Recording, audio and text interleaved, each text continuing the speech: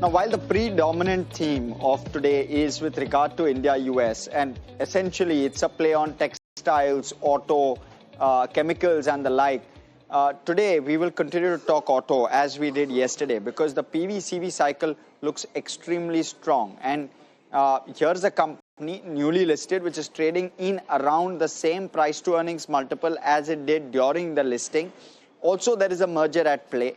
So the first thing I want to know with regard to a Belrise and within that auto component space is with regard to the merger itself, the mechanics as well as the timeline. The sense is that 31st January is the day on which the merger was approved, but what next with regard to the timeline? In terms of the top line itself, it's hugely accretive. There's at least a 10 to 11% growth on the top line inherently as a result of the merger. And the merger is happening at a value accretive or an EPS accretive kind of a manner. It's the promoter entities merging into Belrise. So we'll try and get a sense as to what that is. The second piece is with regard to two-wheeler and PV. We've not seen a significant uptick in the Q3 numbers, just an 8% growth on the top line. But essentially what we're trying to understand here is that there has been some drag on both two-wheeler and PV demand in Q3 as a result of one-offs, whether that is unwinding in Q4 or not, and if so, how quickly will the unwind compensate for what was possibly a softer Q3 and whether it was a soft Q3 as per what they seem to be seeing on ground. The third piece is with regard to growth outlook, both FY26 and FY27 on the standalone business currently.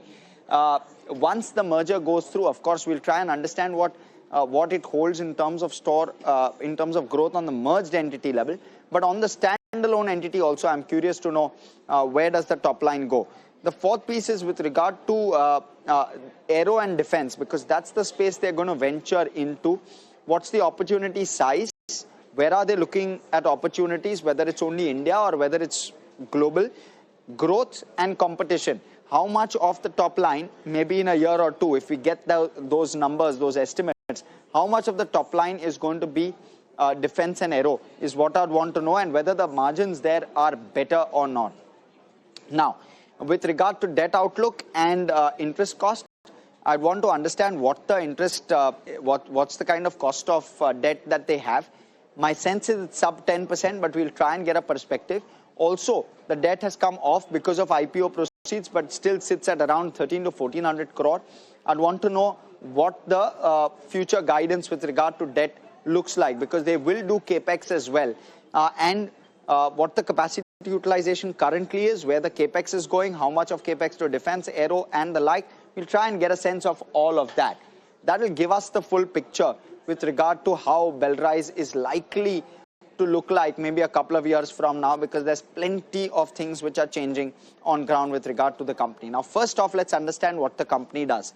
It's an auto component manufacturer. It was incorporated in 1988 as a 24 to 25% market share in two-wheeler market for the products that it does, and it serves 38 OEMs, but it does have the top 10 clients contributing nearly 50% of the top line. So that's something that you want to keep in mind when you're looking at Belrise. Now, in terms of products, the first product is chassis, which is the structural frame of the vehicle, which is the bottom, and very often it's termed as the chassis number for those who own vehicles. The second is exhaust systems, not very complicated. They also sell unpainted body parts, body structures, polymer components, what they do, which are used within vehicles, suspensions, the shock absorbers within both two-wheelers, PV as well as CV. They, by the way, they sell across the value chain. They even do three-wheeler, two-wheeler. They supply for everyone. Steering columns, braking systems, air tanks is what they typically do. That's the larger product cohort. Let's talk about the geography now. 94% of it is domestic, 6% is exports. They don't export to the US in significant fashion. It's largely that export market is Japan and Europe, as you can see at the bottom of your screen. But that's the 94 and the 6 split with regard to geography mix. Let's talk about the business model now. It manufactures auto parts. It has 22 facilities across 9 states in the country and sells to 38 auto manufacturers. We spoke about this. Customers include the likes of a Hero and Ashok Leyland, the Tata Motors. You know, the best of the best. The Eicher Motors, the Ashok Leyland, they also have Honda as one of their customers sitting out of Japan. So that's broadly the take. Now let's talk about the metrics itself, and let's talk about how the P&L has shaped up over the last few years. The last 3-year CAGR on the top line is around 15% odd. FY26, expected to exceed 9,000 crore in terms of top line for FY26. Let's look at the revenue number. At the moment, it's at 7,000 crores, so they'll have to really do a very, very strong Q4 to clock that 9,000 crore number, but it's a 15% growth. It's decent. But what's not played out as well is the EBITDA, which is 11% CAGR, and the PAT, which is also an 11% CAGR. Of course, there's a PAT acceleration we've seen in this year because the debt has come off since the start of the year. But the last 3 years, it's not very strong in terms of compounding. We'll try and get a better perspective on what to expect going forward. Margins, when you're looking at them, they've been largely in that 12% kind of band, but between 12 to 14% is what the margin fluctuates at. This is, so that's the margin trajectory. Let's go back to that slide and let's look at what has happened in 9-month FY26 versus 9-month FY25. And we've seen 16% growth on top line, 16% EBITDA, and a very strong PAT growth. And that's understandable because your interest costs would have come off. But very, very strong growth there on the profit after tax number. We'll try and see whether this is whether this kind of linear growth to PAT is something we can come to expect of a Belrise or not. A 16% growth or a 15% growth could well be something which it may normalize at. Let's talk about the balance sheet now. And we've spoken about margins also, by the way. The 12 to 14% is a decent band. That's the balance sheet. The book value is around 2,700 crore, and now the borrowing number, which was at 2,900 crore at the start of this financial year, which is FY26. At the start of it, it was at around 2,900 crore. It's now shrunk. The current debt is at around 1,350 crore at the end of H1. And it also has a cash balance of 385 crore. So the net debt number is now at sub 1,000 crore in terms of the net debt at the end of H1.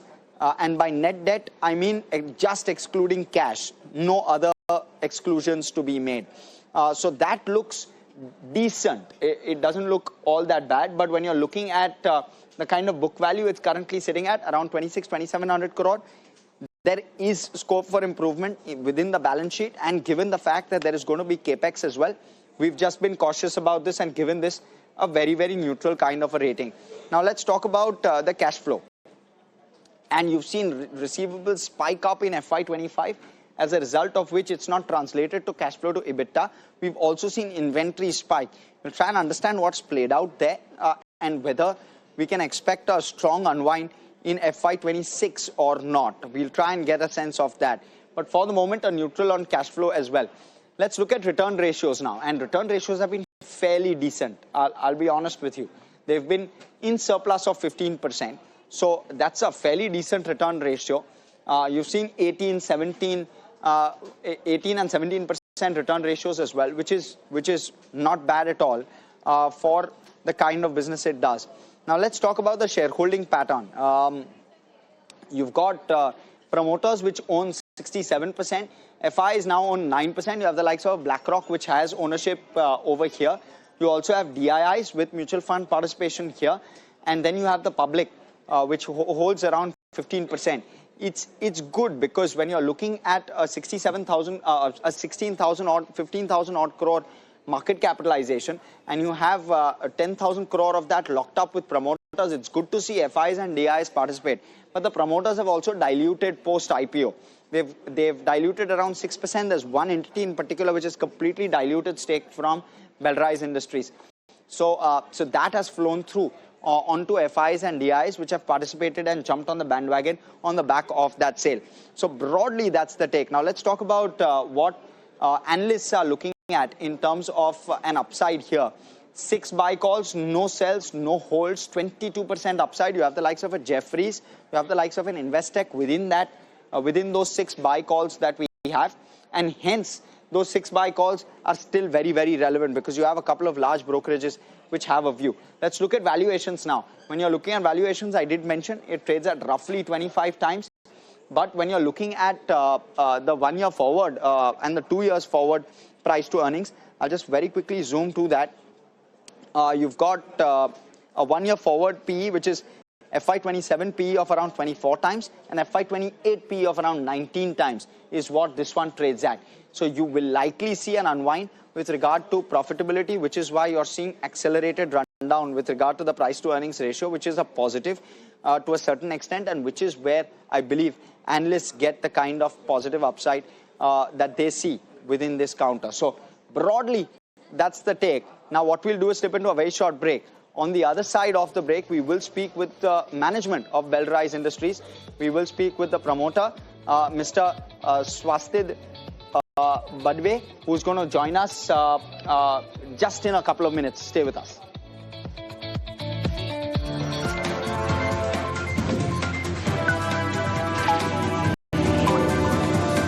The business has done over the last few years or quarters. We've already given you a good snapshot of that. Swastid, welcome. And let me first start off by trying to understand the rationale for the merger of these entities, which are basically promoter entities itself, and you yourself are the promoter. So what's the rationale for the merger, and what does it do in terms of EPS for you? What are the timelines for it? Give us a quick sense of those three things first. Right. So firstly, thank you so much for having me on the show. Very good having you here. At SP, we had committed to merge two of our group entities in. One is Barbary Autocoms and second one is Exmits Infotech. And for both of them, we had committed that we would be doing the transaction at close to book value. So I'm very happy to announce that we are actually transacting and doing this merge at close to book value. So we are bringing these companies in at an 8x trailing P ratio, while the listed entity today trades at more than a 30x P ratio. So there's a significant discount between what Belrise trades at and what these entities trade at. And what we really achieve out of this is simplified group structure. We'll be reducing RPT significantly, and that will allow us to, of course, increase verticalization, increase our wallet share, and also get more market share with the existing OEMs. Why not do that pre-IPO? Why do it post-IPO? So there was a few regulatory permissions that we required to get this done. We were behind them for the past year or so, and once those came in, we were able to execute this. In terms of timeline? Yeah, in terms of timelines, we'll look to finish this in the next 8 to 10 months. This is, of course, subject to approvals from the stock exchanges and later from the NCLT. And we want to get this done in the FY27 fiscal year itself. Got it. Talk to us about Q3 in particular. Your growth was at 8% YOY, which was less impressive from what we've traditionally gotten used to in terms of your growth numbers, which is something around double digit. What's gone wrong, and can you catch up in Q4? Is that the way one looks at it? Yeah, so inherently we're cyclical and seasonal business in terms of two-wheelers and four-wheelers. So even if you look at a two-wheeler growth, while it may have slowed down a little bit in this quarter, we're still up 12% year on year. And if you look at our four-wheeler and commercial vehicle growth, we are up 30% year on year on a 9-month basis. So I think in that sense, we expected this quarter to be flattish as compared to last quarter. Sequentially, we expected a flat revenue, which we were able to achieve. In fact, I think we're reasonably happy in the position that we are at. I think post the GST rate cuts, there's been positive buoyancy in the market. Two-wheeler, four-wheeler and commercial vehicle wholesale numbers that have come in just a couple of days back speak of a very positive picture.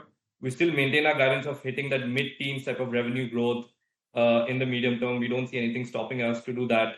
And what we're also committed to is that we'll double our four-wheeler and commercial vehicle revenue by the end of FY27 as compared to FY25 levels. And we also maintain our guidance. So no change in our guidance. We feel that we're doing quite well.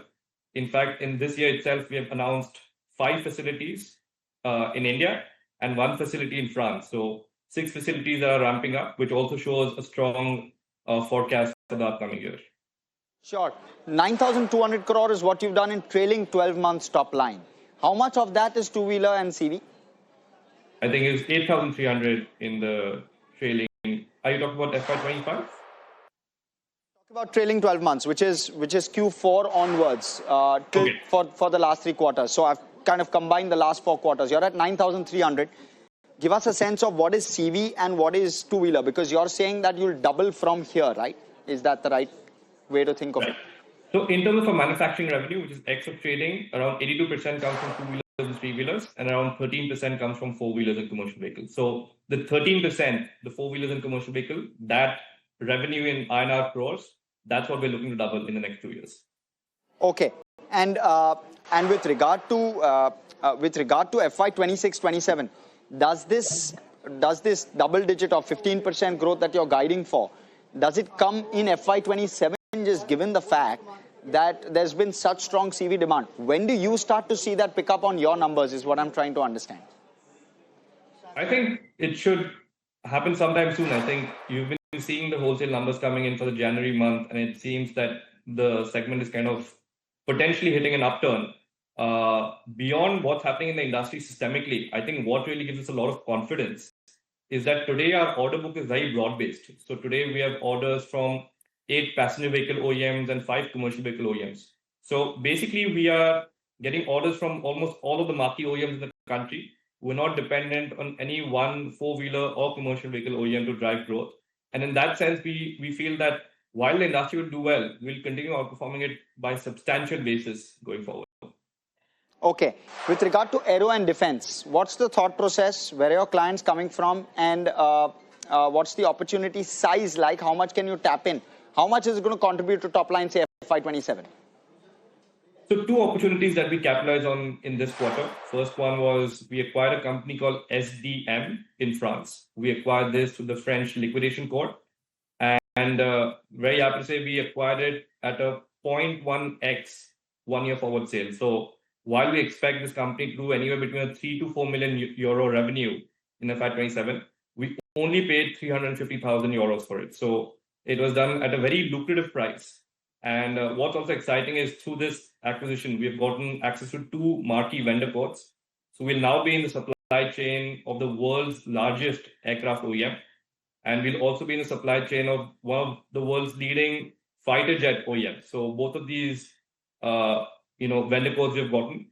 And as you'd imagine, getting a vendor code or getting an order in the aerospace industry is a very long process. Usually, if you were to do it organically, it would take anywhere between 2 to 3 years. But through this acquisition, we have now entered this segment. And now the perspective will be not only to grow this business in Europe, but also shift some of this production into India over time, since India is a best cost manufacturing economy. When I say best cost, there's 3 things that really matter when it comes to India. One is the labor arbitrage. 2 is the engineering density that we have. And 3 is the engineering culture in terms of the fact that we're very good with terms of integrity, language, and so on and so forth.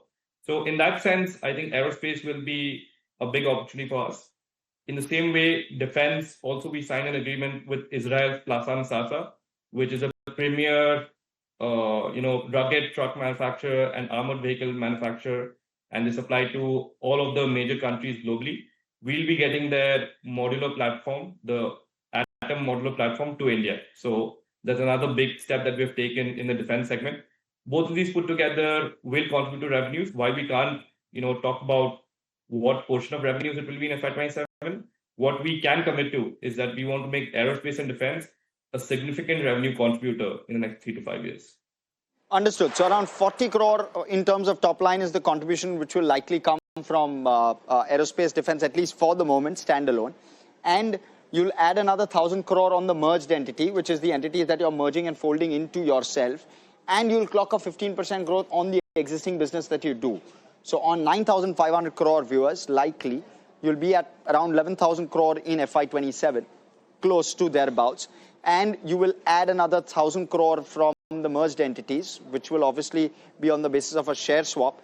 And you will have around 12% margin. Is that the right way to think of it, Swastik? Have I summarized it okay? There are a few assumptions that you're making there in terms of the timelines, but I think on a broad stroke perspective, that is what we're aiming for, a mid-teens type of growth, 1,000 crores coming from the merger, 40 crores coming in from SDM, but we already have some aerospace revenue. So that will also continue ramping up as we're already working with a couple of large Indian OEMs in the defense space. So That does seem to be the broad category, and we will maintain stable margins as compared to FY25 going forward. Perfect. Thank you so much, Vasit, for coming in and speaking with us. Viewers, all the time we have. I'm being shouted at. That's all the time we have. Thank you so much for tuning in to AAYC. Thank you so much. Appreciate it. Thanks.